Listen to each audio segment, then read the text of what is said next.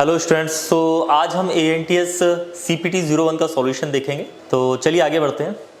पहला क्वेश्चन है, calculate the change in internal energy when 5 gram of air is heated from 0 to 2 degree Celsius, the specific heat of air at constant volume being 0.172 calorie पर ग्राम पर degree Celsius. तो देखिए question number 1 का हम solution देखते हैं। इसमें इसने बोला है कि हमें चेंज इन इंटरनल एनर्जी निकालनी है जब एयर के मास को, जो कि 5 ग्राम दिया हुआ है, उसका जो टेम्परेचर चेंज किया गया वो 0 से 2 डिग्री सेल्सियस तक। तो 2 - 0 मतलब 2 डिग्री सेल्सियस आ गया चेंज इन टेम्परेचर। ठीक, अच्छा, उसके बाद बात करते हैं इसके स्पेसिफिक हीट कितना है। स्पेसिफिक हीट है एट कांस्टेंट वॉल्यूम इसका 0.172 कैलोरी पर ग्राम पर डिग्री सेल्सियस। तो स्पेसिफिक हीट है इसका बच्चे 0.172 कैलोरी पर ग्राम पर डिग्री सेल्सियस। अब बात सुनिएगा, अब इसमें एट कांस्टेंट वॉल्यूम दिया हुआ है। ठीक, अगर वॉल्यूम कांस्टेंट है तो वर्क डन तो 0 होगा। इसका मतलब इसको जो भी हीट दिया जा रहा है वो सारा का सारा इसके इंटरनल एनर्जी में चेंज के बराबर होगा। ये चीज बिल्कुल क्लियर है। मैं चाहूं तो इसको CP भी लिख सकता, CV भी लिख सकता हूं, means specific heat capacity at constant volume. पर यहां पर मोल नहीं दिया हुआ, पर ग्राम दिया हुआ है बच्चे। तो पर ग्राम दिया हुआ तो S लिख लो या स्मॉल CV लिख लो आप। ठीक है, तो मैं ऐसे ही लेके चलता हूं यहां पर। तो चेंज इन इंटरनल एनर्जी का फॉर्मूला क्या होता है? Delta U is equal to क्या होगा? MS डेल्टा T के बराबर होगा, क्योंकि जो भी हीट दी गई वो सारी चेंज इन एनर्जी में गई, वर्क डन कुछ हुआ नहीं। सो मास कितना है बच्चे? मास है 5 ग्राम। स्पेसिफिक हीट कितना है? 0.172 कैलोरी, और चेंज इन टेम्परेचर है 2 2 5 10 10 मल्टीप्लाई 0.172 और ये आ गया 1.72 कैलोरी, क्योंकि डिग्री सेल्सियस से डिग्री सेल्सियस ये चला गया और मास से ग्राम चला गया, तो केवल कैलोरी बचा। तो 1.72 कैलोरी इसको जूल में दिया हुआ है बच्चे। किस में दिया हुआ है? जूल में। और यहां पर हमने किस में निकाला है? कैलोरी में। तो आप एक काम करिए, मैं जानता हूं 1 calorie is equal to 4.2 joule होता है, राइट? तो अपन क्या करेंगे, डेल्टा U को 1.72 कैलोरी में 4.2 की मल्टीप्लाई कर देंगे। तो ये जो बच्चे सॉल्व करके आता है, ये आता है 7.2 के आसपास। ये दिख रहा है आपको? 7.2 के आसपास आएगा ये। एक बार देख लेते हैं कैलकुलेशन करके। 7.224, तो नियर अबाउट हो गया 7.2 जूल। तो इसका जो ऑप्शन नंबर 1 करेक्ट हो गया, इसका ऑप्शन नंबर 1 करेक्ट हो गया। तो मैं यहां लिख देता हूं, आंसर है इसका A। ठीक, इसमें क्वेश्चन नंबर 2 में आपको क्या दिया हुआ है एक बार देखिएगा। यहां पर हमें दिया हुआ है 1 mole of an ideal gas is heated from 273 Kelvin to 546 Kelvin at constant pressure of 1 atmospheric pressure. Compute the work done by the gas in this process. ठीक, अब देखो जरा, यहां पर क्वेश्चन नंबर 2 में मैं जानता हूं बच्चों, यहां पर गैस की जो मोल है वो कितने हैं? 1 मोल है। और यहां पर जो चेंज इन टेम्परेचर किया गया वो कितना किया गया? T2 - T1 करेंगे आप, तो T2 कितना है? फाइनल टेम्परेचर 546 माइनस का 273। आप माइनस करेंगे तो ये आएगा 273 केल्विन आ गया, राइट? अच्छा, अब बात करते हैं बच्चे, यहां पर कितने प्रेशर पर हमें वर्क डन निकालना है। तो प्रेशर कांस्टेंट है, दैट इज 1 एटमॉस्फेरिक प्रेशर। कितना है बच्चे? 1 ATM। और 1 एटमॉस्फेरिक प्रेशर को अपन लिख सकते हैं 10⁵, लगभग न्यूटन पर मीटर स्क्वायर में, या पास्कल में हम कितना लिख सकते हैं? 10⁵ न्यूटन पर metre square. Is it clear? अच्छा, अब आप जानते हैं जो वर्क डन होता है बच्चों एट कांस्टेंट प्रेशर वो होता है PdV, क्योंकि प्रेशर कांस्टेंट है, केवल वॉल्यूम चेंज होता है। और इसको हम जब टेम्परेचर की फॉर्म में निकालते हैं, क्योंकि PV2 माइनस का PV1, तो ये हो जाता है nRT2 माइनस nRT1। तो nR कॉमन ले लिया, nRT2 माइनस T1, मतलब nR डेल्टा T मुझे वर्क डन निकालना है। तो नंबर ऑफ मोल 1 है और मुझे जूल में आंसर चाहिए, तो R का वैल्यू गैस कांस्टेंट का 8.314 और डेल्टा T हो गया 273। एक बार इसकी मल्टीप्लीकेशन करके देख लेते हैं बच्चों कितना आ रहा है। दैट इज 8.314 मल्टीप्लाई 273 2269.7 2269 मतलब इसको मैं लिख सकता हूं 2.269 इंटू 10⁻³ जूल। इसमें जो आंसर करेक्ट है वो है फर्स्ट। तो आंसर इसमें कौन सा आ गया बच्चों? Option number A is correct. चलिए नेक्स्ट क्वेश्चन की तरफ आगे बढ़ते हैं। इसमें आप क्वेश्चन नंबर 3 में अगर आप देखेंगे तो ये दिया हुआ है thickness of ice on A lake is 5 centimetre and the temperature of air -20°C if rate of cooling of water inside the lake be 20,000 calorie per minute through each square meter surface, find K. K means thermal conductivity इसकी निकालनी है। अब देखो question number 3 यहां पर मैं मान लेता हूं बच्चे ये एक लेक है, ठीक है, ये लेक है। अब इस लेक का मैं क्रॉस सेक्शन एरिया जो हमें दिया हुआ है वो पर मीटर स्क्वायर की बात कर रहा तो मैं 1 मीटर स्क्वायर ही ले लेता हूं। इसका जो क्रॉस सेक्शन एरिया है यहां से यहां तक की जो लेक का ये 1 मीटर स्क्वायर ही है। जो एयर है ऊपर में यहां का टेम्परेचर है -20°C है कि नहीं है, इसे T2 बोल देता हूं। अच्छा दूसरी चीज थिकनेस ऑफ आइस। अच्छा लेक के ऊपर जो है ना आइस जमा हुआ है। अब मान लेते हैं यहां तक तो आइस है, यहां तक आइस है, ये आइस है, इसके नीचे वाटर है। तो जहां से बर्फ जमना स्टार्ट हुआ वहां का जो टेम्परेचर रहा होगा वो मतलब 0°C है कि नहीं है। और ऊपर आप जाते जा रहे हैं और यहां पर -20°C क्योंकि यहां तक बर्फ है, मतलब इससे आगे भी बर्फ जम सकता है अगर यहां से हीट ऊपर की तरफ फ्लो करेगी। ये बताओ ये चीज क्लियर है क्या, है कि नहीं है? अच्छा इसकी थर्मल कंडक्टिविटी आइस की मैं मान लेता हूं K है, राइट। अच्छा इसका जो थिकनेस दिया हुआ है वो बच्चों थिकनेस दिया हुआ है, थिकनेस में मान लेता हूं इसका 5 सेंटीमीटर दिया हुआ है, राइट।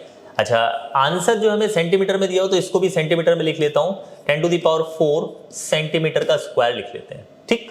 अब इसने बोला है कि heat the rate of cooling of water cool होके आइस बनता जा रहा है धीरे धीरे नीचे की तरफ। तो यहां से हीट फ्लो कर रही है ऊपर की तरफ और ये जो हीट फ्लो कर रही है दैट इज dQ/dt। वो कितना दिया हुआ है हमें? dQ/dt हमें दिया हुआ है 20,000 कैलोरी पर मिनट, 20,000 कैलोरी पर सेकंड कर लेते हैं हम लोग 60 से डिवाइड करके। ये बताओ ये चीज क्लियर है क्या? तो इतने कैलोरी पर सेकंड नीचे से ऊपर की तरफ हीट कंडक्ट कर रही है, राइट। अच्छा एरिया पता है तो बेटा आपको पता होगा कि dQ/dt थर्मल कंडक्टिविटी में आपने देखा होगा dQ/dt = KA ΔT/ΔL। इसको ΔL भी बोल सकते हैं, ठीक है।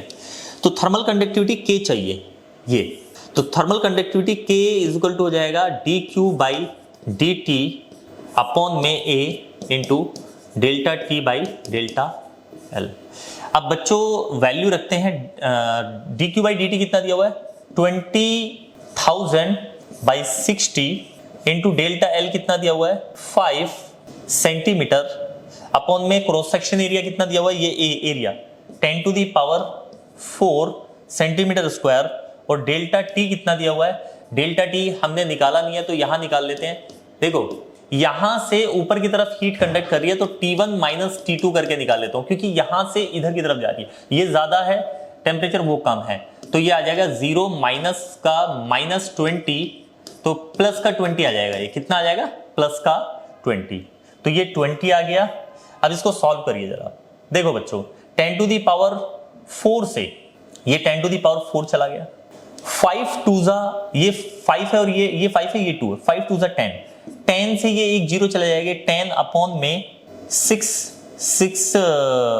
60 मल्टीप्लाई 20 तो 0 से 0 चला गया, ये आ गया 1/6 2 12 120। Is it clear? अच्छा सो इसको अपन लिख सकते हैं कैलोरी पर सेकेंड सेंटीमीटर डिग्री सेल्सियस, है कि नहीं है? सो हमने इसको डिवाइड करना है, एक बार डिवाइड करके देख लेते हैं। 1/120 कितना आ रहा है 1 / 120 ये आ रहा है बच्चों 8.33 into 10 to the power minus 3, 8.33 into 10 to the power minus 3, 8.33 into 10 to the power minus 3 calorie पर सेकेंड सेंटीमीटर पर डिग्री सेल्सियस। और इसके हिसाब से जो ऑप्शन इसमें करेक्ट है वो है बी। तो यहां पर आंसर क्या आ जाएगा? बी।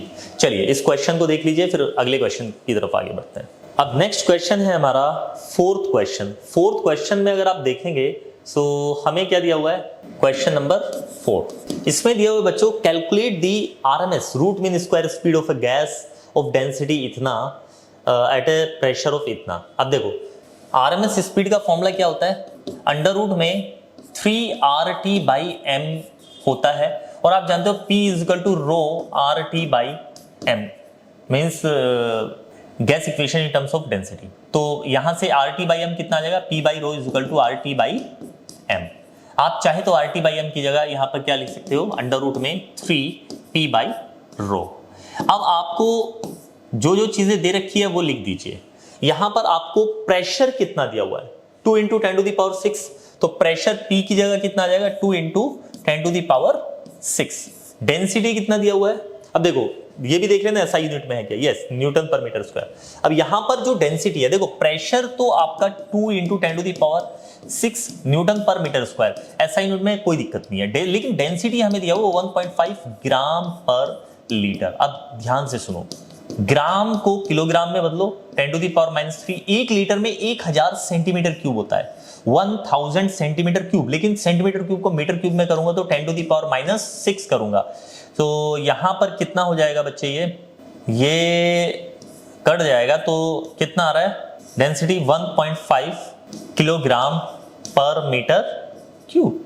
ये तो उतना ही आ गया, 1.5 यहां रख दिया मैंने, और ये पॉइंट ऊपर जाएगा तो ये 30 हो जाएगा। 30 को 2 into 2 into 10 to the power 6, ये आ गया 2 into 10 to the power 3 metre पर सेकेंड। सो यहां पर आरएमएस स्पीड आ गया 2 into 10 to the power 3 metre पर सेकेंड। तो आंसर जो है इसमें करेक्ट वो हमारा सी ऑप्शन करेक्ट है। बात सही है क्या बच्चों? चलिए आगे बढ़ते हैं क्वेश्चन नंबर 5 की तरफ। देखिए बच्चों क्वेश्चन नंबर 5 में क्या दिया हुआ है देखेंगे एक बार। इसमें बोला इसने 4 charges each of equal to minus q are placed at 4 corners of a square. मैं यहां पर एक स्क्वायर ले लेता हूं, ये मैंने एक स्क्वायर ले लिया। इस स्क्वायर के यहां पर भी, यहां पर भी और यहां पर भी, यहां पर भी minus Q minus Q minus Q minus Q 4 charges रखे हैं, ठीक है। और एक स्मॉल क्यू चार्ज सेंटर पे रखा गया है। यहां पर सेंटर पर एक स्मॉल क्यू चार्ज रखा गया है और पूरा का पूरा सिस्टम इक्विलिब्रियम में। आपको स्मॉल क्यू की वैल्यू निकालनी है। देखो अब समझने वाली बात क्या है यहां पर? समझने वाली बात यह है कि माइनस क्यू इसको इधर की तरफ रिपेल करेगा एक फोर्स F से। F का जो वैल्यू होगा वो आप जानते हैं। मान लो साइड लेंथ है A, ये भी A है, ये भी A है, सब A है, स्क्वायर है ना। तो K Q1 Q2 अपॉन में बीच के गैप का स्क्वायर, ये भी इसको F फोर्स से रिपेल करेगा, है कि नहीं है? अच्छा ये वाला जो चार्ज है ये भी इसको इधर की तरफ रिपेल करेगा, लेकिन इसका वैल्यू अलग आएगा क्योंकि ये वाला जो डिस्टेंस हो जाएगा ना टोटल, ये डिस्टेंस हो जाएगा पाइथागोरस थ्योरम से √2a। देखो आप क्या करेंगे, अंडर रूट में a का स्क्वायर प्लस a का स्क्वायर करेंगे तो ये आपका हाइपोटेनियस आ जाएगा और √2a आएगा। तो यहाँ पर जो फोर्स आएगा ये निकाल लेता हूँ इन दोनों के बीच में। इसको मैं यहाँ पर लिख दूंगा F की फॉर्म में, पहले निकाल लेते हैं। दैट इज F डैश, ये कितना हो जाएगा K Q1 Q2 अपॉन में √2a का होल स्क्वायर, और इसका जो वैल्यू आ रहा है वो आ रहा है K Q स्क्वायर अपॉन में 2a का स्क्वायर। अब बात को सुनिएगा, इसको अपन, ये भी F है ये भी F है, तो इसको अपन क्या बोल सकते हैं F/2। तो ये वाला जो फोर्स है, ये वाला चार्ज इसके ऊपर लगा रहे हैं, this is F/2, F/2। Is it clear? अब बच्चे इस चार्ज के ऊपर इसका और इसका, क्योंकि इनके बीच में 90 डिग्री का एंगल है, तो इस डायरेक्शन में एक इन दोनों का रिजल्टेंट आएगा √2f। कितना आएगा? √2f। अब ये जो फोर्स है ये नेट फोर्स है, इसके द्वारा लगाया गया। अब स्मॉल q इस चार्ज को किधर की तरफ खींचेगा, इसको बोल देता हूं मैं F0। ये जो F0 फोर्स होगा ये कितना होगा बच्चे? F0 का वैल्यू होगा K Q1 Q2, क्योंकि देखो इसको पॉजिटिव होना पड़ेगा, इसको अट्रैक्ट करना है तो, ठीक है। तो K Q1 Q2 अपॉन में ये वाली जो डिस्टेंस है ना इसका जस्ट आधा होगा, हाइपोटेन्यूज का आधा, ये कितना हो जाएगा a बाई रूट टू, मतलब root two a by two का होल स्क्वायर। तो ये कितना हो जाएगा बच्चे, ये हो जाएगा a बाई रूट टू का स्क्वायर करेंगे तो 2 आएगा, 2k q बाई a का स्क्वायर। अब बात को सुनिएगा, f नोट जो है ना, f नोट किसको बैलेंस कर रहा है यहाँ पर, f नोट जो बैलेंस कर रहा है यहाँ पर, अगर ये वाला चार्ज इक्विलिब्रियम में रेस्ट में तो इसके ऊपर नेट फोर्स जीरो होना चाहिए, मतलब f by two plus root two f naught से बैलेंस हो जाना चाहिए। तो f नोट को बराबर रख दो f by two plus root two f के। तो यहां से मैंने f कॉमन ले लिया, ये आ गया हमारा एलसीएम लेके 1 plus two root two by two और f नोट का वैल्यू हमने यहां रखा, तो ये कितना आ गया 2k q small q upon में a का स्क्वायर। हमने f का वैल्यू रखा, f का वैल्यू ये हमें पता ही है k q का स्क्वायर अपॉन में a का स्क्वायर, और ये आ गया 1 plus two root two by two. बेटा जो कैंसिल हो सकता है उसको कैंसिल कर दो, k से k गया, एक q से एक q चला गया और a के स्क्वायर से a का स्क्वायर चला गया, और यहाँ पर स्मॉल q का वैल्यू मेरे पास आ गया q बाई टू टू ज़ा 4, q by 4 1 plus two root two, और ये आंसर आ गया है। इसमें ऑप्शन नंबर देखो जरा कौन सा सही है, इसमें q by 4 1 plus two root two, मतलब ऑप्शन नंबर बी, इसमें आंसर हो गया आपका बी ऑप्शन। बच्चों सिक्स्थ क्वेश्चन में क्या दिया हुआ है एक बार सब लोग यहां देखेंगे। देखो सिक्स्थ क्वेश्चन में इसने बोला है कि एक इनफाइनाइट प्लेन शीट है जिसके ऊपर पॉजिटिव चार्ज डेंसिटी सिग्मा है। क्वेश्चन नंबर 6, मैं मान लेता हूं कि मेरे पास यहां पर एक शीट है जिसके ऊपर पॉजिटिव चार्ज डेंसिटी दिया हुआ है, इनफाइनाइटली लॉन्ग है, इसका सिग्मा दिया हुआ है कूलम पर metre square positive charge density. अब इधर की तरफ हर डायरेक्शन में यहां पर क्या होगा, इलेक्ट्रिक फील्ड होगा जिसका वैल्यू कांस्टेंट होगा सिग्मा बाई 2 एप्सिलॉन नॉट। आप सब जानते हैं एक थिन शीट की वजह से इनफाइनाइटली जो लॉन्ग होती है उसकी वजह से कितना इलेक्ट्रिक फील्ड होता है, सिग्मा बाई 2 एप्सिलॉन नॉट। ठीक है, अब मैंने क्या किया, एक मेटल बॉल को लिया जिसका मास m है और चार्ज q है, उसको एक धागे से बांधकर एक पॉइंट A से लटका दिया। मान लो ये शीट है PQ और मैंने एक धागा लिया उसको A पॉइंट से ऐसे बांधा, और मैंने उस बॉल को जिसका मास m है मतलब उसके ऊपर mg लगेगा और जिसका चार्ज q है, और अगर चार्ज q है तो इसके ऊपर q इंटू e ये वाला फोर्स लगेगा इलेक्ट्रिक फील्ड की डायरेक्शन में। तो अब ये यहां थोड़ी रुकेगा क्योंकि इलेक्ट्रिक फील्ड इसके ऊपर फोर्स लगाएगा तो ये इधर जाएगा और mg नीचे लगाएगा, तो ऐसे कुछ एंगल बनाएगा यहां से थीटा। अब मुझे यही एंगल निकालना है। अब देखो इस क्वेश्चन को करने के लिए सबसे बढ़िया चीज ये है, ये वाला फोर्स और ये वाला फोर्स, इन दोनों को कौन बैलेंस किया हुआ है, इन दोनों को बैलेंस किया हुआ है टेंशन फोर्स। इसका मतलब इन दोनों का जो रिजल्टेंट आ रहा है वो जस्ट टेंशन के अपोजिट डायरेक्शन में आ रहा है।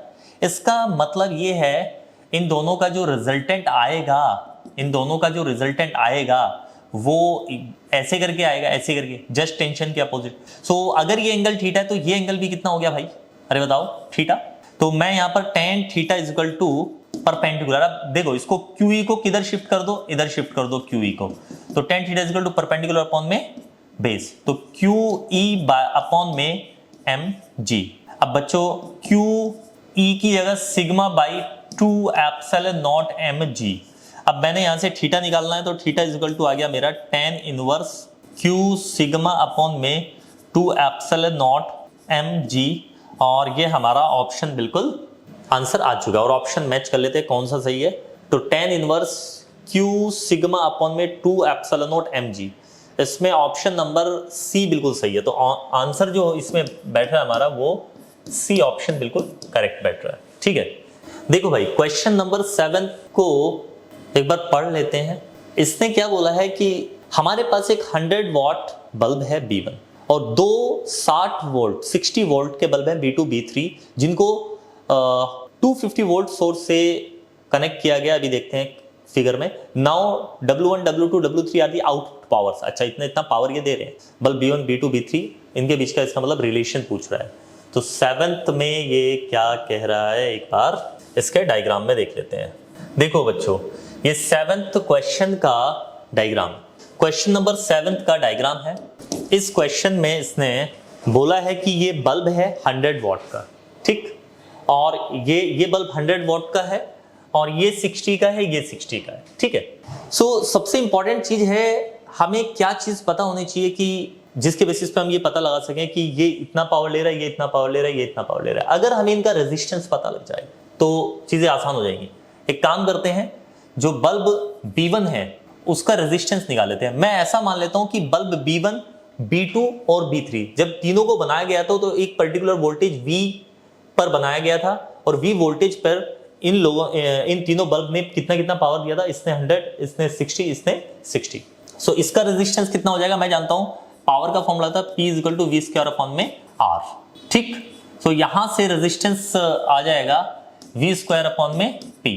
सो रेजिस्टेंस R1 बोले तो B1 का, बल्ब B1 का, तो ये हो जाएगा V²/100, ठीक। अच्छा, इसी तरीके से रेजिस्टेंस ऑफ बल्ब B2 ये हो जाएगा V²/60 और यही हो जाएगा थर्ड बल्ब का, क्योंकि दोनों का पावर क्या है, सेम है। तो बल्ब B1 का रेजिस्टेंस आ गया, बल्ब B2 और B3 का रेजिस्टेंस आ गया। अब सवाल ये है, जो बल्ब यहां पर B1 है और बल्ब यहां पर B2 है, ठीक, इनको यहां पर 250 वोल्ट से जोड़ा गया है, 250 वोल्ट से, और यहां पर एक बल्ब है B3, ठीक। अब सवाल ये है बच्चों, इन दोनों बल्ब में जो करंट जाएगा वो सेम जाएगा, राइट, सेम जाएगा। तो इसमें जो पावर होगा W1 को मैं लिख सकता हूं, मैं इसमें करंट मान लेता हूं I है, तो ये हो जाएगा I² इंटू R1। तो I² into R1 means I का वैल्यू I रख लेते हैं और यहाँ पे R1 का वैल्यू V²/100 रख लेते हैं और दिस इज W1, ओके। अब पावर इसमें देख लेते हैं, इसमें हमने I² इंटू R2 किया तो ये आ गया I² इंटू V²/60। अब दोनों की पावर को अगर कंपेयर किया जाए तो यहां पर 100 से डिवाइड है और यहां पर 60 से डिवाइड है। इसका मतलब यहां पर W2 ज्यादा है W1 से। इसका मतलब दोनों बल्ब में अगर देखा जाए, जो बल्ब B2 है ये जो पावर दे रहा है ज्यादा दे रहा है, W2 ज्यादा है, W1 कम है। क्यों? क्योंकि इसका जो रेजिस्टेंस था बच्चों वो ज्यादा था और इसका रेजिस्टेंस कम था। अब मैं जानता हूं कि I²R में जिसका रेजिस्टेंस ज्यादा होगा, ये देखो ये रेजिस्टेंस, जिसका रेजिस्टेंस ज्यादा होगा वही ज्यादा पावर देगा। हमने यहां पर पावर P को W से डिनोट कर रखा है क्योंकि इसमें आंसर जो दे रखे हैं वो W की फॉर्म में दे रखे हैं, ठीक है। तो रेजिस्टेंस जिसका ज्यादा वो पावर ज्यादा देगा क्योंकि करंट दोनों में सेम है। तो रेजिस्टेंस जो ज्यादा है जिसका डिनोमिनेटर कम है, देखो 60 से डिवाइड है या 100 से डिवाइड है, तो ये ज्यादा है, दोनों का R2 और R3 ज्यादा है R1 से। तो एक चीज तो यहाँ दोनों में तो कंपैरिजन हो गया कि पावर बल्ब B2 ज्यादा पावर दे रहा है B1 के कंपैरिजन में, ठीक है। अब सवाल यहाँ पर आ जाता है कि ये B2 जो है, B2 ये कितना देगा, B3 जो है वो कितना देगा पावर, ठीक है। अब B3 का जो रेजिस्टेंस है वो तो बच्चे मुझे पता है यहां पर सेम है, R2 के बराबर है, ठीक है, R2 के बराबर है। तो यहां पर मैं फॉर्मूला यूज करूंगा W3 निकालने के लिए, दैट इज V²/R3, मतलब V', इसको V' बोल देते हैं, वोल्टेज V'। तो V' बोले तो 250 का स्क्वायर अपॉन में R3। अब सवाल यहां पर आ जाता है R3, ठीक। बेटा एक बात बताओ, इसका पावर मुझे पता है W2 है, इसका पावर मुझे पता है W3 होगा। इसके अक्रॉस वोल्टेज, क्योंकि 250 का जो वोल्टेज है वो यहां कुछ डिवाइड हो गया, कुछ यहां डिवाइड हो गया, तो यहां पर जो वोल्टेज होगा वो कम होगा और यहां पर वोल्टेज ज्यादा है। तो आप खुद सोचो W2 और W3 में रेजिस्टेंस तो डिनोमिनेटर में सेम होगा। अगर ये वाला फॉर्मूला लगाऊंगा मैं V²/R का, है कि नहीं है, पावर का फॉर्मूला लगाऊंगा, लेकिन वोल्टेज W3 में ज्यादा होगी और W2 में कम होगी। इसका मतलब W3 ज्यादा हो जाएगा W2 से, तो W3 जो है वो ज्यादा हो गया किससे, W2 से। ये बताओ ये कंपैरिजन समझ आया क्या? सो W3 W2 से ज्यादा है, W3 W2 से ज्यादा है और W2 W1 से ज्यादा है। तो रिलेशन क्या बन जाएगा, W3 is greater than W2 और W2 is greater than W1। तो यहां पर रिलेशन बन जाएगा W3 is greater than W2 और W2 is greater than W1। इसमें option number W3 is greater than W2, W2 is greater than W1। इसमें option number D सही बैठ रहा है, ऑप्शन नंबर डी। सो बच्चों एक बार इसे देख लो आप, मैं प्रीवियस चला जाता हूं, एक बार आप इसे देख लीजिए। नेक्स्ट हम क्वेश्चन नंबर 8 की तरफ आगे बढ़ते हैं। क्वेश्चन नंबर 8 में इसने बोला कि हर एक जो यहाँ पर बैटरी है, यहाँ पर जो हर एक बैटरी है, हर एक बैटरी का वोल्टेज कितना है 5 वोल्ट, रेजिस्टेंस कितना है 0.2 ओम। और इस पॉइंट और इस पॉइंट के बीच में आपको क्या बताना है, वोल्टमीटर की रीडिंग, मतलब पोटेंशियल डिफरेंस बताना है इन दो पॉइंट के बीच में। तो एक काम करते हैं बच्चों, यहां पर एक बैटरी ये है, एक बैटरी ये है, एक बैटरी ये है, ठीक, एक बैटरी ये है, एक बैटरी ये है, एक ये है, एक ये है, और एक बैटरी ये है। अब बात को सुनो, थोड़ी देर के लिए भूल जाओ कि यहां पर इस पॉइंट और इस पॉइंट के बीच में कोई वोल्टमीटर भी लगा है, थोड़ी देर के लिए भूल जाओ। एक काम करते हैं, देखो सबके सब जितनी भी बैटरीज है वो एक दूसरे को सपोर्ट कर रही हैं, सबका पॉजिटिव एंड एक ही पर्टिकुलर डायरेक्शन में है, अरे है कि नहीं। इसका मतलब करंट जो बहने वाला है वो इस डायरेक्शन में बहेगा आई, और आई कितना होगा, कितनी बैटरी है, 3 और 3 6, 6 और 2 8, मींस 8 × 5 वोल्ट। इस डायरेक्शन में कितना वोल्टेज मिल रहा है, ऐसे पॉजिटिव टर्मिनल की तरफ 8 × 40, और रेजिस्टेंस कितना मिल रहा है, कितने हैं 8 रेजिस्टेंस, तो हर 8 रेजिस्टेंस हो जाएंगे क्योंकि हर एक का इंटरनल रेजिस्टेंस 0.2 ओम है, तो 8 × 0.2, राइट, ये बात बिल्कुल सही है। 8 से 8 जाएगा और ऊपर पॉइंट जाएगा तो ये आ जाएगा 50/2, मतलब आई का वैल्यू हो गया 25 एम्पियर। ये बताओ ये चीज क्लियर है क्या। अब सवाल ये है, ए पॉइंट और बी पॉइंट जिसके बीच में वोल्टमीटर लगा है, इनकी रीडिंग बतानी है। तो करंट का वैल्यू तो मुझे मिल गया, दैट इज 25 एम्पियर। एक काम करते हैं, मैं बी से चलता हूं, मैं बी से चला, अब यहां पर एक इंटरनल रेजिस्टेंस भी है, ये रहा R इज इक्वल टू कितना लिख सकता हूं मैं 0.2 ओम। तो VB से चला, करंट की डायरेक्शन में हमेशा पोटेंशियल घटता है, तो मैंने किया I इंटू R, करंट की डायरेक्शन में हमेशा पोटेंशियल क्या होता है, घटता है। तो मैं VB से चला, मैंने पोटेंशियल अपना घटा दिया I इंटू R, और लो से नेगेटिव एंड से पॉजिटिव पे बढ़ गया मेरा पोटेंशियल, कितना, प्लस का 5, और सीधा पहुंच गया A पर, मतलब VA। सही है क्या, मुझे चाहिए VA माइनस VB, तो मैंने क्या किया, VB I कितना 25, R कितना 0.2, ये आ गया प्लस का 5 इजिकल टू VA।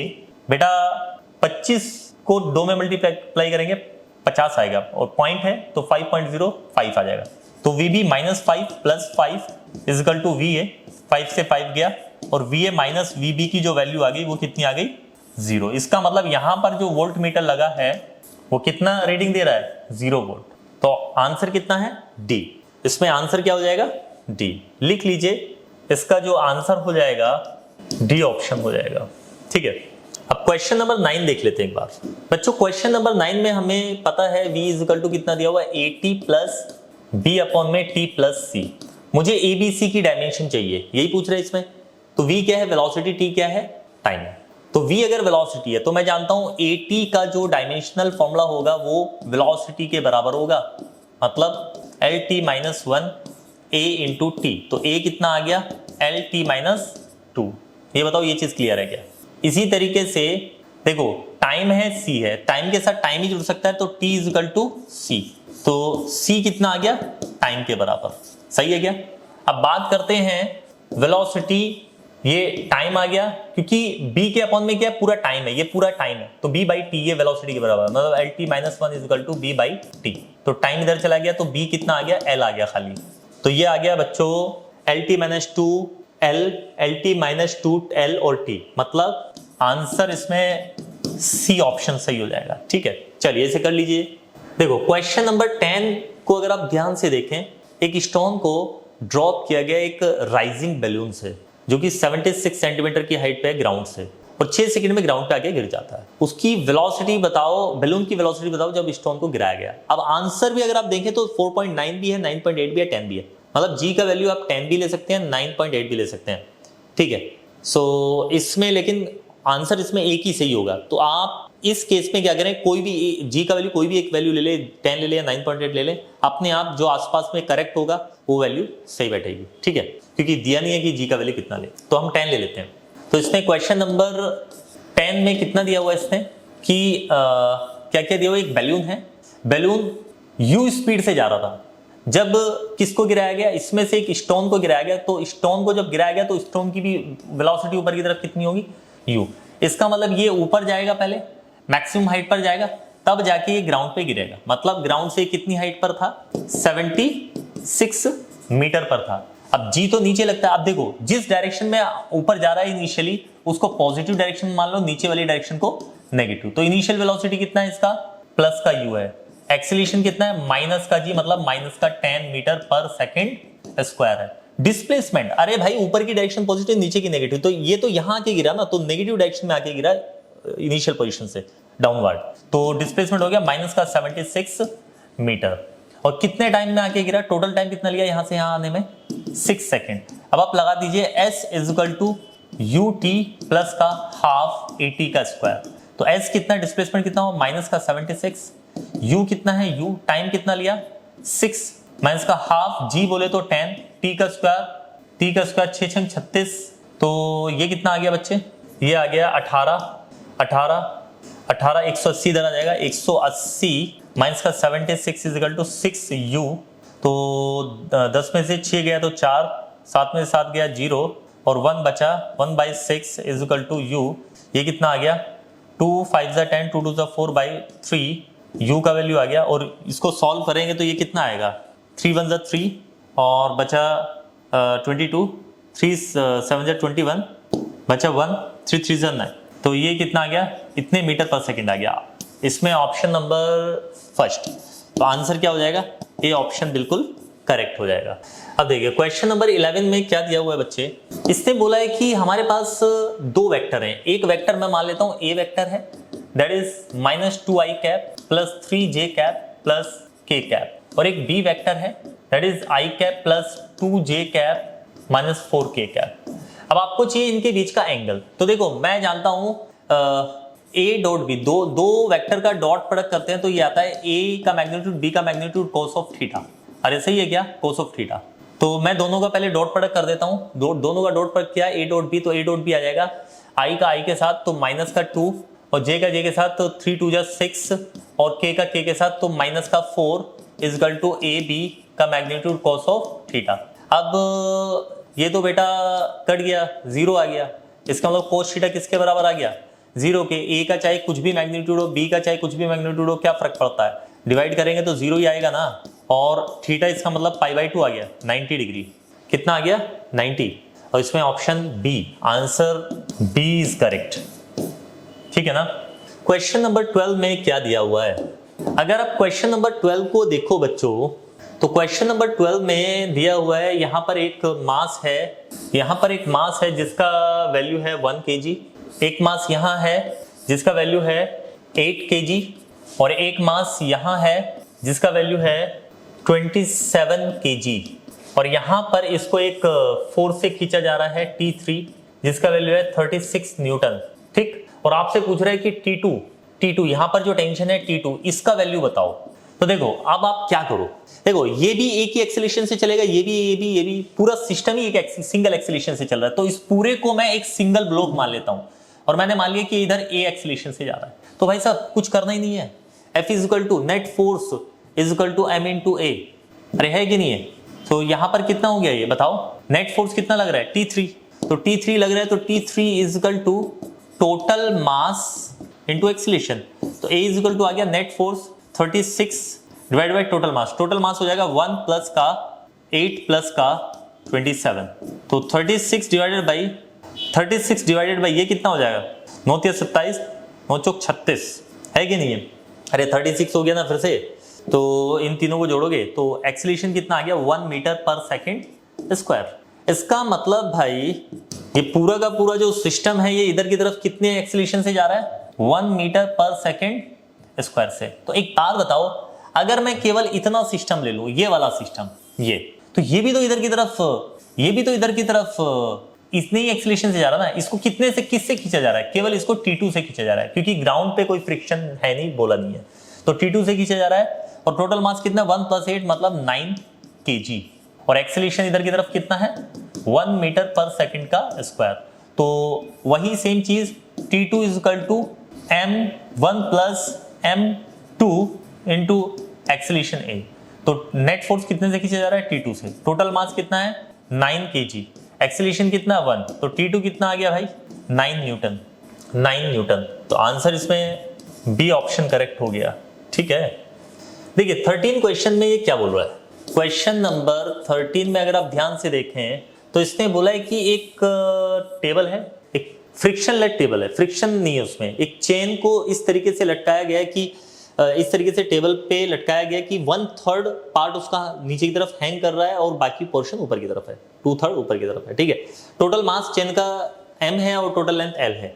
तो कितना वर्क करना पड़ेगा जो लटका हुआ पार्ट है उसको वापस टेबल पे रखने के लिए। अब एक चीज बताओ, यहां पर जो चेन है वो ये है, ठीक, इसका टोटल मास है m और इसका कितना लेंथ नीचे की तरफ लटका हुआ है, 1/3 l/3। टोटल लेंथ l है, l/3 जो इसका लेंथ है वो नीचे की तरफ लटका हुआ है। अब आप देखो यहां पर एक चीज समझने वाली है, टोटल इस पोर्शन का मास कितना, इसका मास कितना, इसका मास अगर मास देखें इसका m dash, mass of hanging part, तो बड़ा आसान है, that is m dash is equal to total mass upon में total length, mass per unit length into required length जिसका मास चाहिए l/3। तो l से l जाएगा, m/3 आ गया, कितना आ गया, m/3। अब इसका मतलब m/3 कहां रखा हुआ है, बिल्कुल बीच में, क्योंकि यूनिफॉर्मली डिस्ट्रीब्यूटेड मास है। तो m/3 कहां रखा हुआ है, यहां रखा हुआ है। तो इसको हमें केवल कितना ऊपर की तरफ उठाना है, l/3 का आधा, मतलब l/6 ऊपर उठा के लेके जाना है, मतलब इतनी हाइट पे लेके जाना है। m/3 मास को l/6 हाइट पे उठा के लेके जाना है, तो आपको कितना वर्क करना पड़ेगा, जितनी इसकी ग्रेविटी के अगेंस्ट कितना वर्क करना पड़ेगा, mgh। तो वर्क डन कितना आ गया यहाँ पर, mgh। m डैश कितना है जिसको आप उठा के लेके जाएंगे यहां से यहां की तरफ, यहां ले जाके रखेंगे, m/3। g बोले तो g, h बोले तो l/6, तो ये आ गया mgl/18, mgl/18।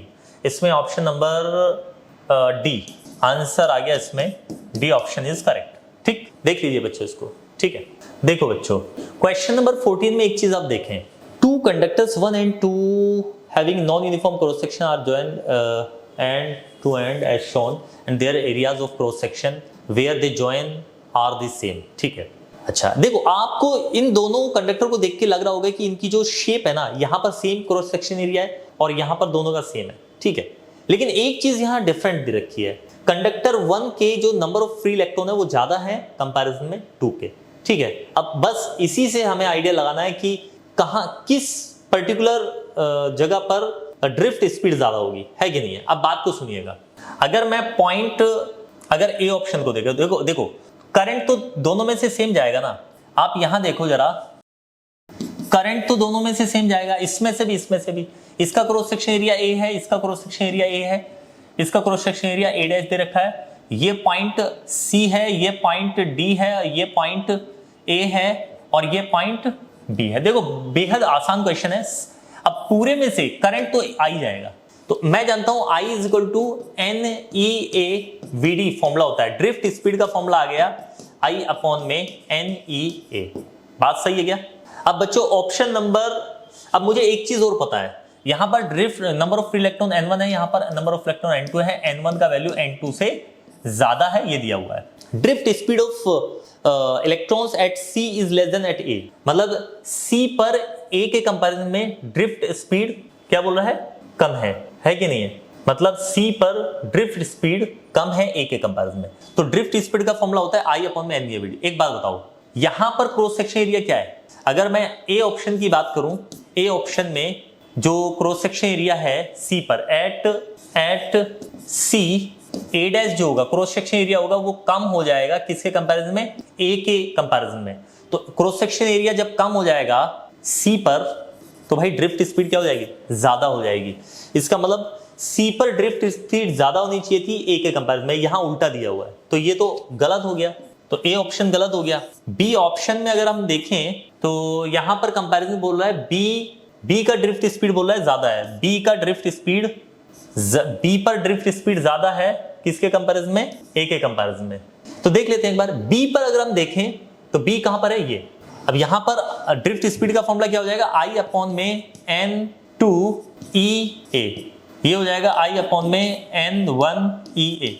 बात सही है बिल्कुल। देखो क्रॉस सेक्शन एरिया अगर बी और ए पर देखा जाए क्रॉस सेक्शन एरिया सेम है, तो इन दोनों का और इलेक्ट्रॉन का वैल्यू सेम होता ही है चार्ज का, इनका कंपैरिजन होगा ही नहीं, आई सब में सेम है, तो केवल कंपैरिजन होगा N1 और N2 में। तो यहां पर N1 क्या है, यहां पर ज्यादा है, A पर N1 ज्यादा है तो इसकी ड्रिफ्ट स्पीड यहां पर कम हो जाएगी भाई।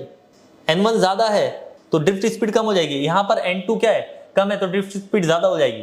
तो यहां पर B पर जो है ड्रिफ्ट स्पीड ज्यादा है A के कंपैरिजन में, तो option number B is correct, ये बिल्कुल सही है। इसी तरीके से आप सी और डी ऑप्शन में भी देख सकते हैं। सी में क्या बोल रहा है, सी ऑप्शन बोल रहा है सी पर और डी पर सेम है, सी और डी पर। अरे कैसे सेम हो सकता है भाई, मैं मानता हूं इलेक्ट्रॉन का चार्ज और एरिया तो सेम है यहाँ पर ए डैश, लेकिन करंट भी सेम है, लेकिन एन तो डिफरेंट होगा ना, सेम हो ही नहीं सकता। तो सी ऑप्शन भी गलत हो जाएगा। और यहां पर कंपैरिजन बोल रहा है बी और ए में, बी और ए में, वहां पर भी क्या बोल रहा है, ये सेम हो ही नहीं सकता क्योंकि नंबर ऑफ इलेक्ट्रॉन की जो डेंसिटी वो डिफरेंट है। तो यहां पर आंसर क्या हो जाएगा बच्चे, आंसर हो जाएगा सीधा यहां पर बी ऑप्शन करेक्ट हो जाएगा। ठीक, क्वेश्चन नंबर 15 में क्या बोल रहा है, देखो यहां समझो, ये बोल रहा है कि हमने यहां पर एक क्यूबॉइड लिया और लेंथ ब्रेथ और हाइट दे रखा है, मटेरियल तो सेम हो गई। कह रहे कि the battery is connected between the faces A B C D, एक ये वाला फेस जो दिख रहा है ये वाला, और इसके जो सामने वाला फेस, पहले उसको ऐसे जोड़ा गया तो करंट I1 मिला। और 15 का जो बाकी का पोर्शन है वो कहाँ है, अच्छा फिर इसको हमने कैसे जोड़ा, द बैटरी इज कनेक्टेड, अच्छा AEHD और BFGC, मतलब डिफरेंट फेसेस से जोड़ा गया। तो आपसे करंट का कंपैरिजन पूछ रहा है, इसका मतलब सबसे पहले आप डिफरेंट फेसेस से इसका रेजिस्टेंस निकालो। सबसे पहला काम आपको रेजिस्टेंस निकालने का करना है, बाकी काम तो अपने आप हो जाएगा। तो देखते हैं एक बार क्वेश्चन नंबर 15। क्वेश्चन नंबर 15 में आप एक काम करो भाई, रेजिस्टेंस निकालो। आप I1 निकाल रहे हैं, I1 निकालने के लिए हमें क्या करना पड़ेगा, पहले इसको यहां पर देख लेते हैं। ये आपका एक क्यूब दिया हुआ है, ये है आपका AE, ये क्या है F B, ये C, ये G, ये कितना है H और ये D। ठीक, इसकी रेजिस्टिविटी मान लेता हूँ रो है। ठीक, और लेंथ है 10 सेंटीमीटर, ब्रेथ है 8 सेंटीमीटर और हाइट है 6 सेंटीमीटर। ठीक, अब बच्चों बात को सुनो, I1 जो है ना, जब इसको इस तरीके से ये और ये वाले फेस से जोड़ा गया तब I1 पूछ रहा है, तो मैं मान लेता हूँ वोल्टेज V है। ठीक है, तो R1 निकालो पहले। R1 क्या हो जाएगा, R1 इक्वल टू हो जाएगा रो L बाई ए होता है फॉर्मूला, अरे होता है कि नहीं होता। सो डेंसिटी रेजिस्टिविटी रो है और लेंथ, देखो लेंथ ये मानी जाएगी, जो ब्रेथ है यहाँ लेंथ का काम करेगी, लेंथ होगी 8 डिवाइड बाई एरिया, एरिया बोले तो इस क्रॉस सेक्शन का एरिया, मतलब लेंथ इंटू हाइट हो जाएगा, मतलब 6 इंटू 10। ठीक, R1। अब R1 का जो वैल्यू वो आप पॉइंट में निकाल लें, 2 3 जा 2 4 जा 4/3, 4/3, तो ये आ जाएगा 1.33, मतलब 0.133 रो, ये R1 आ गया। रेजिस्टेंस R1 पता लग गया जब हमने इसको कैसे जोड़ा, across ABCD and EFGH, ABCD and EFGH के अक्रॉस जोड़ा गया। ठीक है, अब आ जाते हैं सेकंड पोर्शन पे, R2 निकालना है। R2 इसको किस तरीके से जोड़ा गया एक बार देख लेते हैं। देखो R1 I1 करंट देगा, R2 I2 करंट देगा, R3 I3 दे देगा। ठीक है, तो R2 देख लेते हैं। R2 में हमने AEHD कहाँ है, AEHD मतलब ये वाला पोर्शन इस तरीके से जोड़ा, और इधर ये पोर्शन दिख रहा है ये ऐसे, इधर से ऐसे जोड़ दिया और इधर से ऐसे जोड़ दिया। तो R2 हो जाएगा रो, लेंथ का काम करेंगे यहाँ पर 10 L by A, area height into breadth, मतलब 6 इंटू 8, तो ये कितना हो जाएगा 2 5 जा 10, 2 5 जा 10 और 2 4 जा 8। ठीक है ना, सो इसको डिवाइड करो भाई, रो बाई 6 इंटू 5/4, 5/4 डिवाइड करो, 4 1 जा 4, इसमें बचेगा 1, 4 दूनी 8, बचेगा 2, 4 5 20, और 6 से डिवाइड कर दो इसको, 6 से डिवाइड किया तो 6 दूनी 12, 6 दूनी 12 और पॉइंट लगा के अपॉन में 100 भी है तो 0.28, तो ये आ जाएगा इतना, मतलब R2 इज इक्वल टू कितना आ जाएगा 0.208 रो। इसी तरीके से हम R3 निकालेंगे। ये कब है, जब हमने किसके अक्रॉस निकाला है बेटा, ये है अक्रॉस AEHD एंड FBCG। ठीक, अब नेक्स्ट आगे बढ़ते हैं हम लोग, नेक्स्ट पेज पे ले लेते हैं। देख लीजिए आप कि इसमें दिया क्या है, इसमें दिया क्या है, इसमें दिया है I3 आपको निकालना है कब, AEFB। AEFB कहाँ है, AEFB, इस बार ये वाला फेस लेना है और ये नीचे वाला फेस लेना है, टॉप फेस और ये। तो लेंथ का काम कौन करेगा, हाइट, मतलब 6, और 10 into 6 एरिया का काम करेगा, मतलब लेंथ हो गया यहाँ पर, लेंथ का काम कौन करेगा, लेंथ का काम करेगा यहाँ पर 6, तो 6/80 आ जाएगा। नेक्स्ट पेज पे R3 कितना आ जाएगा, रो L/A, तो रो लेंथ का काम कौन करेगा 6 और 8 into 10, तो ये आ गया बच्चों रो 2 3 जा 2 4 जा into 10, इसको डिवाइड कर दो बच्चों, तो ये आ गया 0.4×7=28, 4×5=20 अपॉन में 10, तो ये आ गया 0.075 रो R3। अब मुझे एक चीज पता चल गया यहाँ पर, कंपैरिजन बोले तो आप यहाँ पर देखो R1 से बड़ा है R2, R2 is greater than R1, R2 is greater than R1 और R1 बड़ा है R3 से, R2 is greater than R1 और R1 is greater than R3। ये बताओ ये चीज क्लियर है क्या? तो मैं जानता हूं भाई I is equal to V/R, तो I is inversely proportional to resistance, तो अपने आप ही यहाँ I3 की रेजिस्टेंस सबसे छोटा है R3 का, तो I3 सबसे बड़ा हो जाएगा, फिर I1 और सबसे छोटा हो जाएगा I2, क्योंकि सबसे बड़ा रेजिस्टेंस यही है। तो यहाँ पर मैचिंग करें आप आंसर से, तो I3 I1 से बड़ा है, यस, और I2 और I1 I2 से बड़ा है, यस। यहाँ देखो I3 I1 से बड़ा है और I1 I2 से बड़ा है, तो ये बिल्कुल सही बैठ रहा है। तो इसमें आंसर कौन सा आ गया बच्चे, आंसर आ गया डी ऑप्शन इज करेक्ट।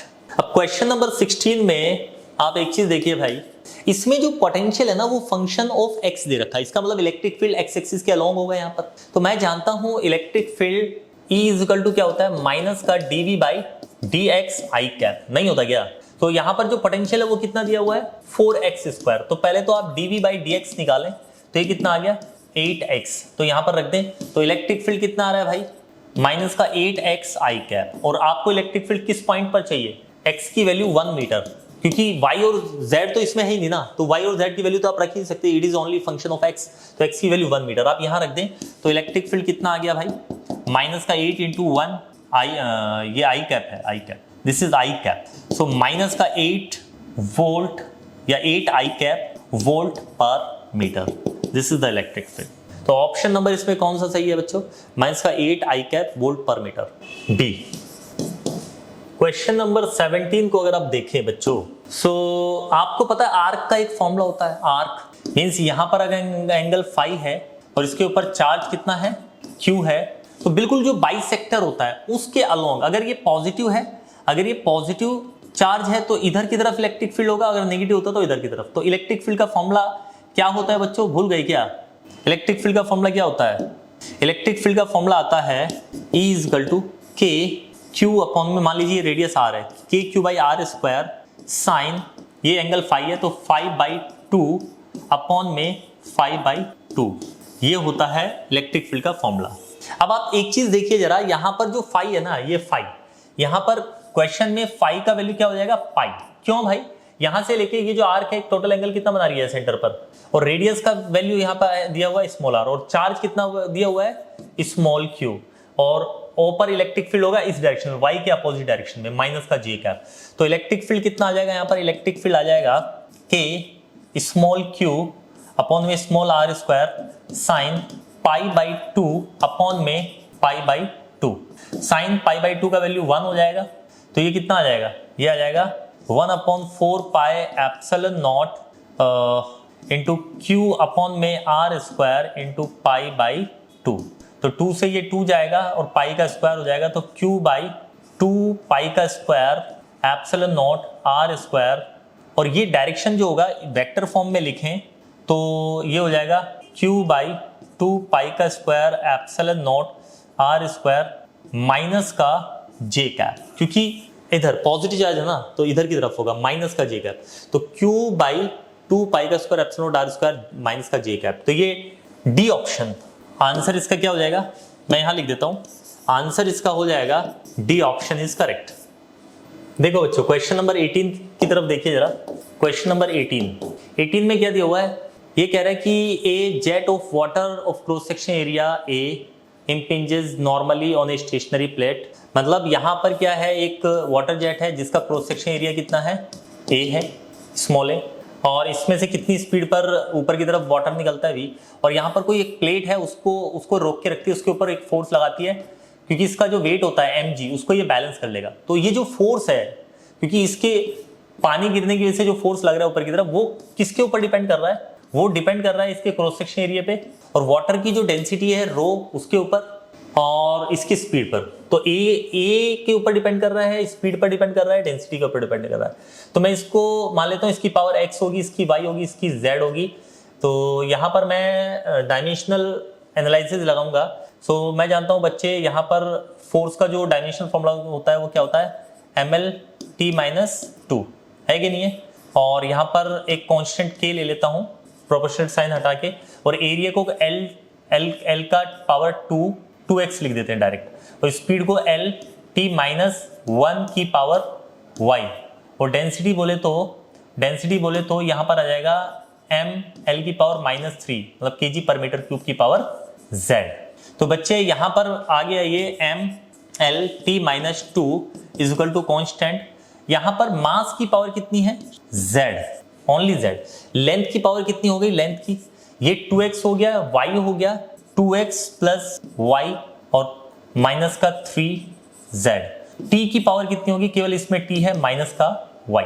तो कंपेयर करो, सो z का वैल्यू कितना आ गया बच्चे, 1 आ गया, क्योंकि मास की पावर यहाँ 1 है, 1 से इसको कंपेयर करो, और लेंथ की पावर यहाँ पर 1 है, और लेंथ की पावर इससे कंपेयर करो, और इसको टाइम से, तो माइनस का y is equal to minus का 2, तो y का वैल्यू कितना आ गया, 2 आ गया, और z का वैल्यू मैं लिख दूं यहाँ पर, लेंथ को कंपेयर करो, 2x प्लस y माइनस का 3z इज इक्वल टू 1, तो 2x y का वैल्यू कितना है, प्लस का 2, z का वैल्यू 1 माइनस का 3 इज इक्वल टू 1, तो 2x इज इक्वल टू आ जाएगा 2, x का वैल्यू कितना आ गया 1।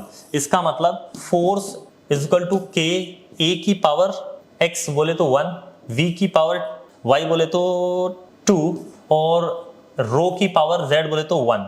तो ये आ गया भाई फॉर्मूला, ठीक है बच्चे।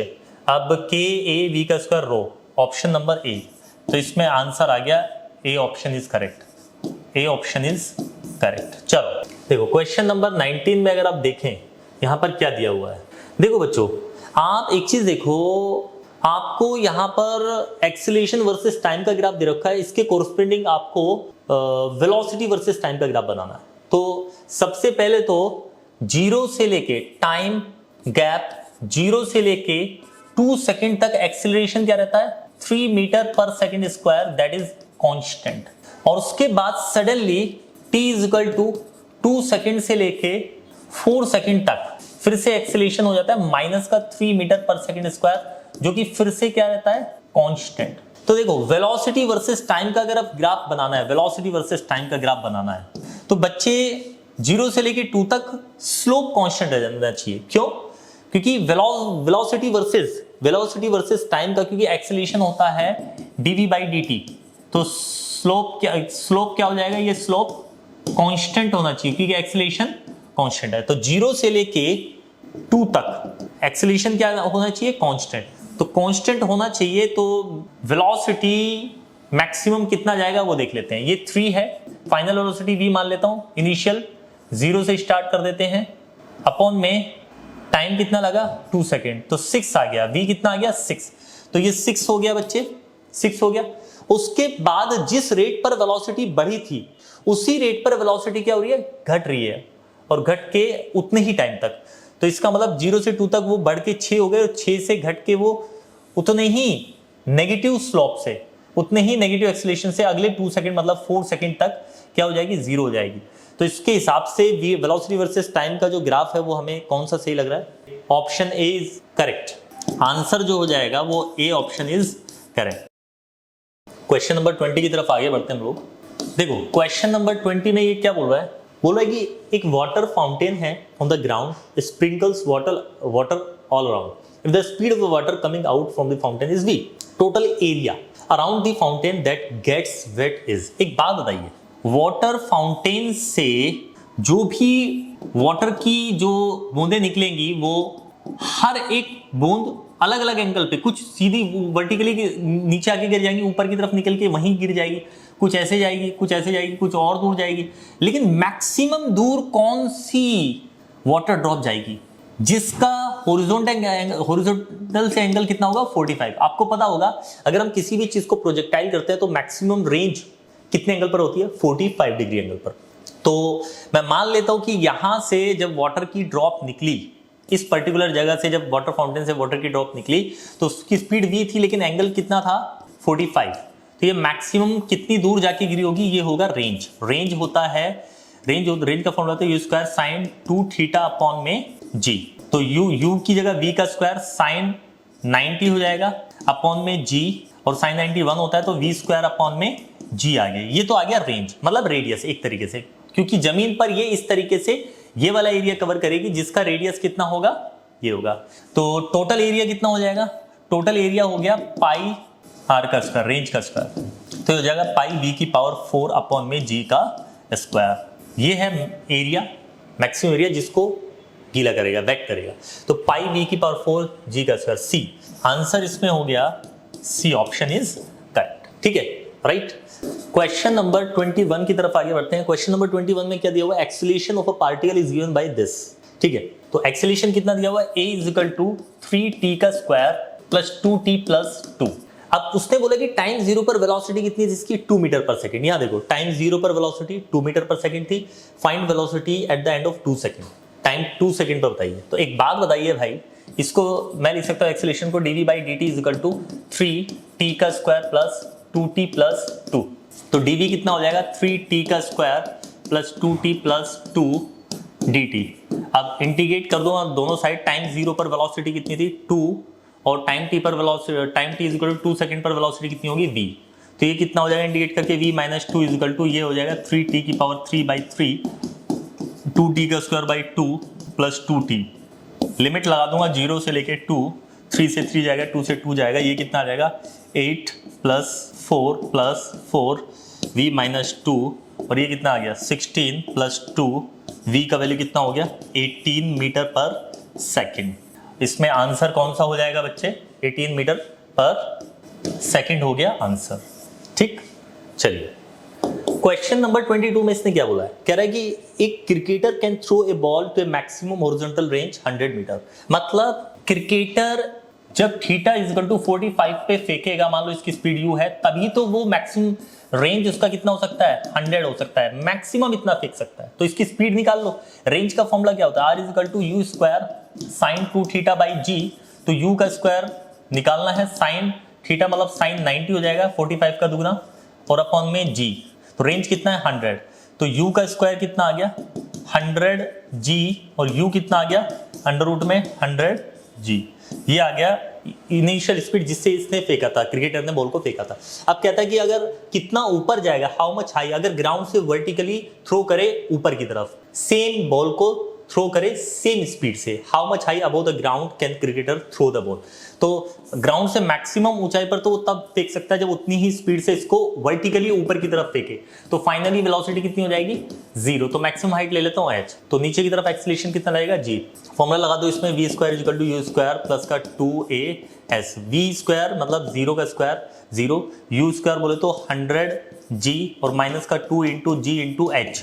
बेटा g से g चला जाएगा, और h का वैल्यू कितना आ गया 100 बाई 2 मतलब 50 मीटर। तो आंसर कितना आ गया बच्चे, यहाँ पर 50 मीटर तक ऊपर फेंक सकता है मैक्सिमम बच्चा इसको, क्रिकेटर इसको। चलिए क्वेश्चन नंबर 23 को अगर आप देखें ध्यान से, तो बोलता है कि एक कांस्टेंट फोर्स है जिसको 3 सेकंड तक लगाया गया 16 kg के मास पर, ठीक है, और उसके बाद उसको बंद कर दिया, मतलब फोर्स लगाना बंद कर दिया, मतलब उसकी जो वेलोसिटी होगी वो उसी से चलेगा वो।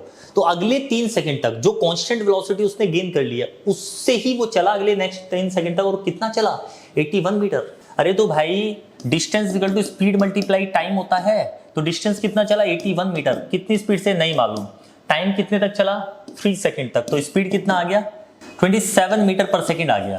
अरे है कि नहीं है? इसका मतलब 3 find the magnitude of force, कितना फोर्स लगा था वो निकालना है, ठीक। तो उसकी स्पीड इतनी हो गई कितने सेकंड में, 3 सेकंड में। तो कांस्टेंट फोर्स लगाया गया जिसकी वजह से बॉडी को एक्सीलरेशन मिला, 16 केजी के मास को एक एक्सीलरेशन मिला फोर्स की वजह से। उसकी इनिशियल स्पीड 0 से बढ़ के कितनी होगी, फाइनली 27 हो गई, कितने टाइम में, 3 सेकंड में। तो अपन क्या कर सकते हैं, v is equal to u plus 80 लगा सकता हूं, तो v कितना हो गया 27, u 0, एक्सीलरेशन निकालना है, टाइम 3, एक्सीलरेशन का वैल्यू आ गया 9 मीटर पर सेकंड का स्क्वायर। इसका मतलब ये इधर की तरफ 9 मीटर पर सेकंड के स्क्वायर से जा रहा है, तो फोर्स कितना लगा होगा m इंटू ए, मतलब 16 मल्टीप्लाई 9, ये कितना आ जाएगा 144 न्यूटन। ये इसके ऊपर 5 कैरी आ गया, 144 न्यूटन। Answer is 144 Newton. चलिए लिख लीजिए इसको बच्चों। क्वेश्चन नंबर 24, क्वेश्चन नंबर 24 को अगर आप ध्यान से देखो, calculate power of a motor in what which is capable of raising 200 kg of water in 5 minute from A well. देखो भाई ये कुआं है, इस कुएं में कितना मास है, ये 200 kg मास है। इस मास को कितनी हाइट पर लेके जाना है, ऊपर 120 मीटर पर लेके जाना है, और कितने टाइम में लेके जाना है भाई 5 मिनट, मतलब 5 इंटू 60 300 सेकेंड के अंदर। तो कितना पावर होगा। अरे भाई आपने जो काम किया वो किसके, वर्क डन किसके बराबर होगा, जो आदमी ने काम किया वो होगा mgh के बराबर।